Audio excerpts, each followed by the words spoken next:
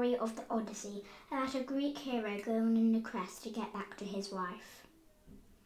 The war at Troy ended, not with a bang, but with a whisper of wood and a city in flames. For Odysseus, the king of Ithaca, the victory was short-lived. While other heroes sailed straight home, Odysseus found himself drifting into the terrifying unknown of the Sea of Monsters. His first great trial started on the island of the Cyclops. Desperate for supplies, Odysseus and 12 of his men entered a cavern filled with massive crates of cheese and pens of sheep. But the owner was no shepherd. He was Polyphemus, a son of the sea god Poseidon, a giant with a single burning eye in the centre of his forehead.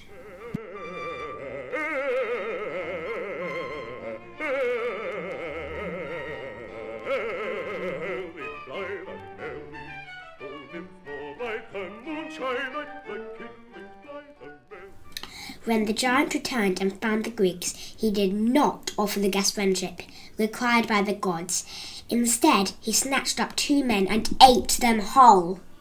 He blocked the cave's mouth with a boulder so heavy that 20 teams of oxen couldn't move it. Odysseus, known for his guile, realized that killing the giant in his sleep would doom them all to be trapped inside. So he waited. He offered the giant some strong unmixed wine. Polyphemus drank it greedily. "I like this wine, stranger," the giant rumbled, his voice like a rock slide. "Tell me your name and I will give you a gift." Odysseus stood tall in the shadows. "My name is Nobody," he said. "Then my gift is this," Polyphemus laughed. "I will eat nobody last." The giant collapsed into a drunken stupor. Odysseus and his men took a sharpened olive stake, heated it in the fire until it glowed, and drove it directly into the giant's eye. Polyphemus roared so loudly that earth shook. His fellow Cyclopses ran to the cave's entrance, shouting through the boulder, "Polyphemus, who is hurting you?" "Nobody is killing me," the giant screamed. "Well," the others shouted back, "if nobody is hurting you, then your pain is a gift from the gods. Pray to your father." And they left. Odysseus and his men escaped by clinging to the bellies of the giant sheep as they went outside. But as they sailed away, Odysseus' pride got the better of him. He shouted back to the shore, "Cyclops, if anyone asks who blinded you, tell them it was Odysseus, king of Ithaca." You're so stupid, you know. Polyphemus reached out to the sea and prayed to his father Poseidon to ensure that Odysseus would never see his home, or if he did, that he would arrive late, alone, and to a house of sorrow.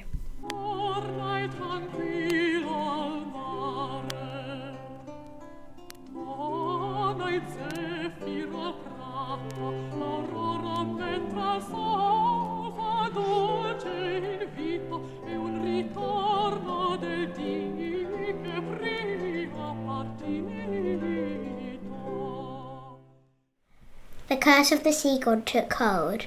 Odysseus lost ship after ship to giants and storms until only his own vessel remained. They landed on the island of Ea, the home of the sorceress Circe. Circe was beautiful and dangerous.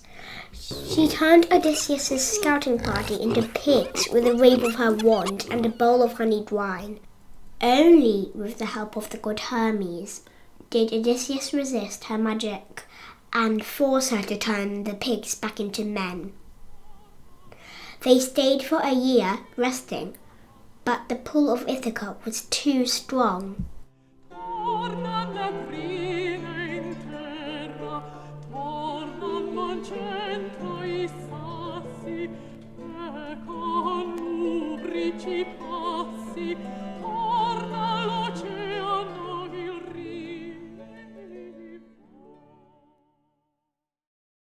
"If you must go," Circe warned him, "you cannot simply sail home.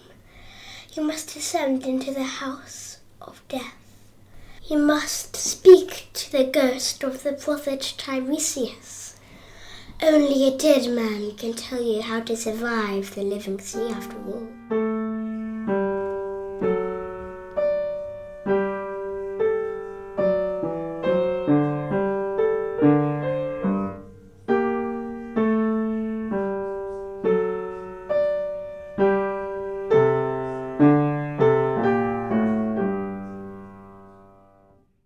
Odysseus travelled to the edge of the world where the sun never shines.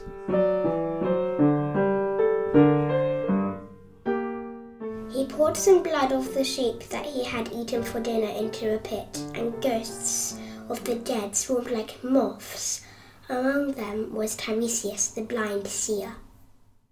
"Odysseus," the ghost whispered, "the god of the earthquake seeks your ruin for what you did to his son.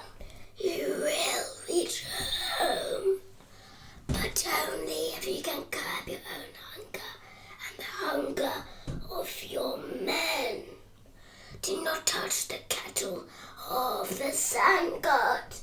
If you do, your ship will be destroyed, and you will find your palace filled with arrogant men eating your food and wooing your wife, Penelope. I'm so sorry about my horrible speaking voice, by the way. It's just because I haven't breathed for millennia."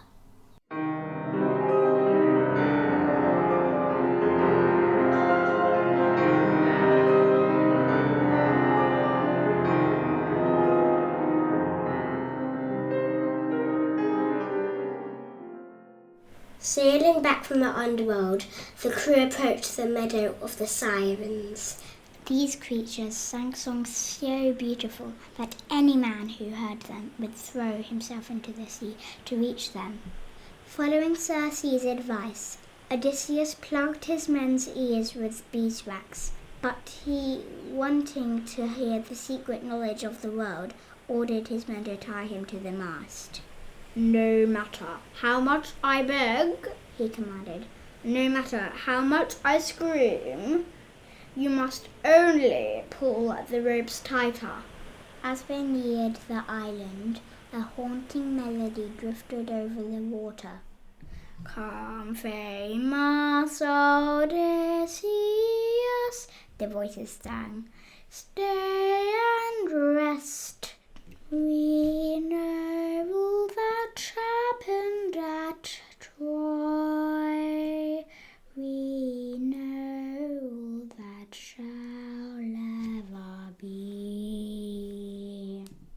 They repeated the melody over and over again. It was so beautiful. Odysseus pulled against his ropes, his eyes wide with madness. "Let me go!" he shrieked at his men. But the crew, deaf to the song, only saw the captain struggling and pulled the knots harder until they were safely past.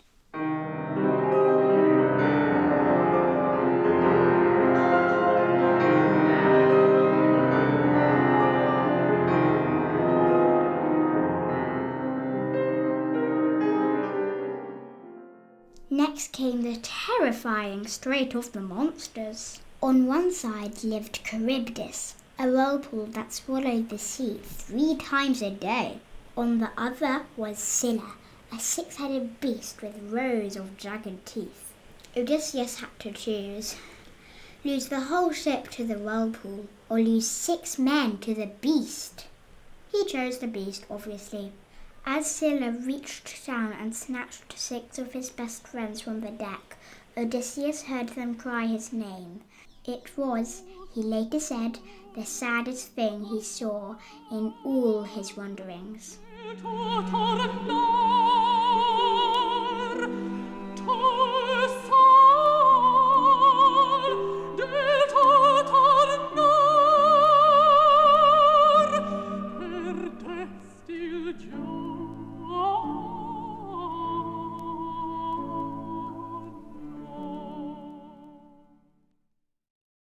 True to the prophecy, Odysseus's men perished after eating the forbidden cattle of the sun god. Odysseus alone survived, drifting for 7 years on the island of the nymph Calypso before finally being allowed to return home. He was not a king in golden armor, but a man disguised by the goddess Athena as an old, filthy beggar. He needed to see he was still loyal. He found his palace in chaos. Over 100 suitors had moved in, demanding that his wife Penelope choose one of them to be the new king. They spent their days slaughtering Odysseus's livestock and insulting his son Telemachus. Penelope, clever as her husband, finally announced a contest. "I will marry the man who can string the great hunting bow of Odysseus," she told the suitors, "and shoot an arrow through the holes of 12 axe heads set in a row." The suitors laughed, but one by one they failed. The bow was seasoned wood, as stiff as iron. Not one of them could even bend it to hook the string. "Let me try," the old beggar muttered from the corner. The suitors jeered. You can barely stand, old man." But Odysseus took the bow. He turned it over in his hands, checking it for worms. Then, with a sudden, fluid motion, he strung the bow as easily as a poet strings a harp. He sat, took an arrow, and fired. The shaft whistled through all 12 axes without grazing a single one. The hall went silent. Odysseus stood and his rags fell away. Athena's magic returned him to his true form, tall, powerful, and terrifying. "Dogs!" he cried. "You thought I would never return. You bled my house and pestered my wife. Now your ritual ends in death." With Telemachus at his side, Odysseus reclaimed his hall in a storm of arrows.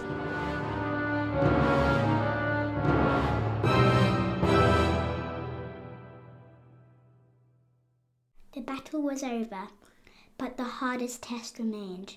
Penelope was no fool. She had seen many men claim to be her husband over the years.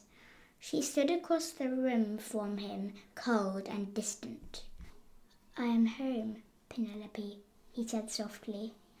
"You look like him," she replied, "but my heart is guarded.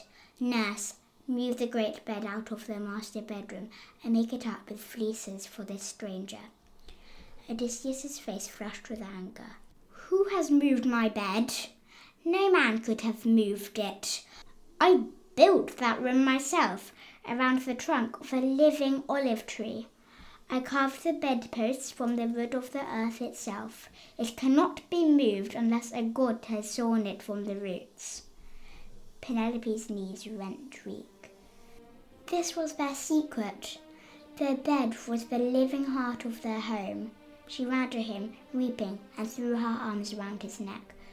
"Do not be angry, Odysseus," she sobbed. "I had to be sure."